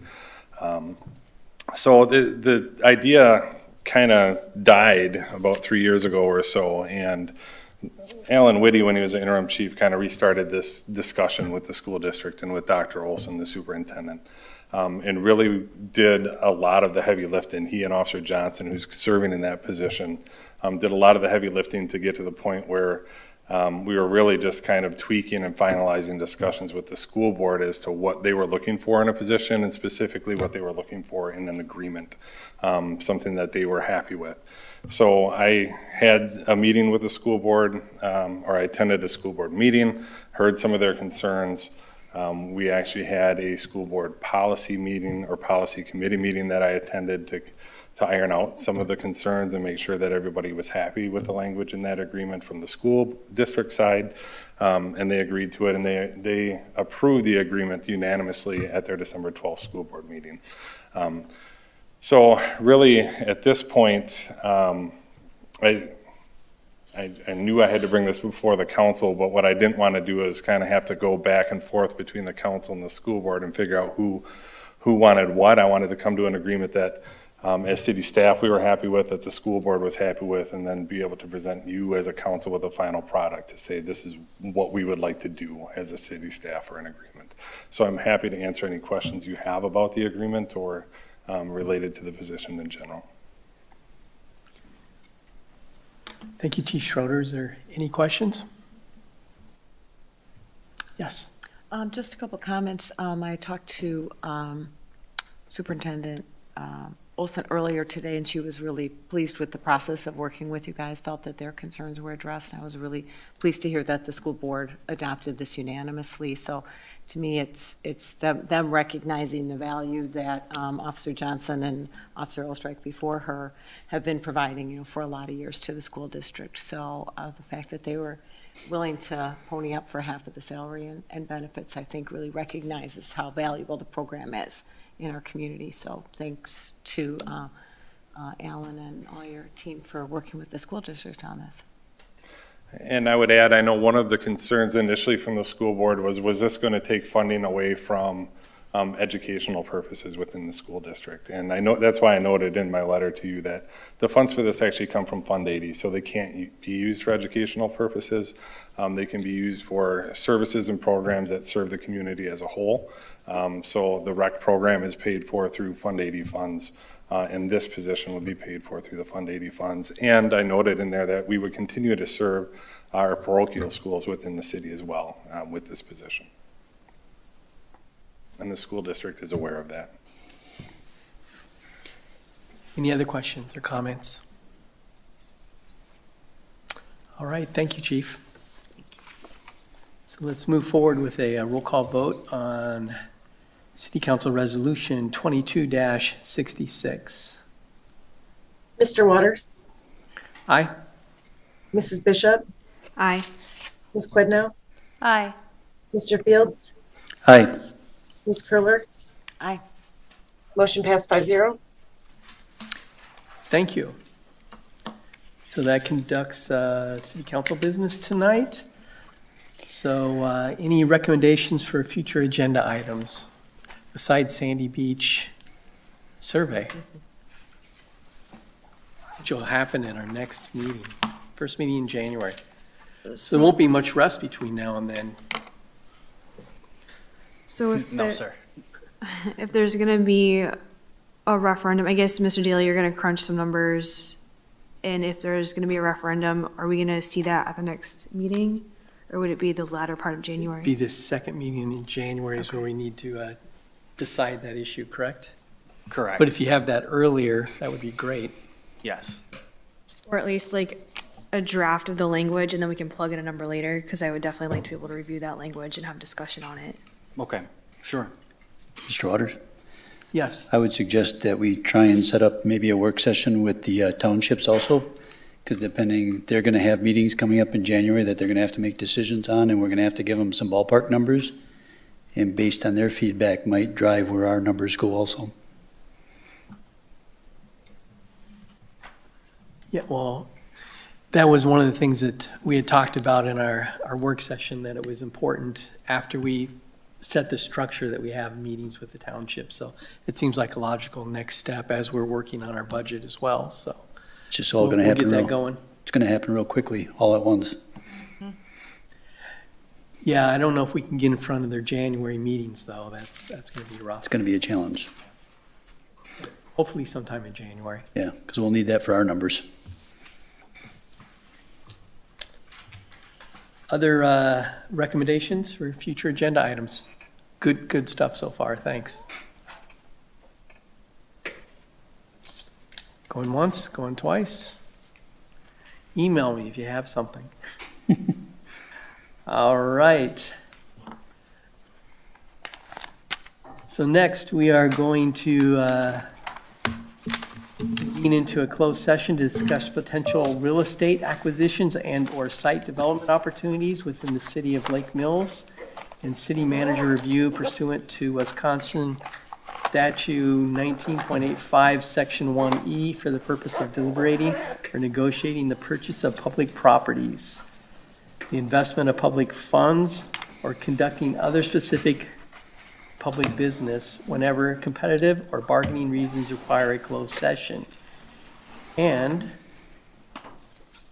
statute 19.85, Section 1C, considering employment, promotion, compensation, or performance evaluation data of any public employee over which the governmental body has jurisdiction or exercises responsibility, and to discuss potential real estate acquisitions and/or site development opportunities within the city of Lake Mills. Can I have a motion to move into closed session?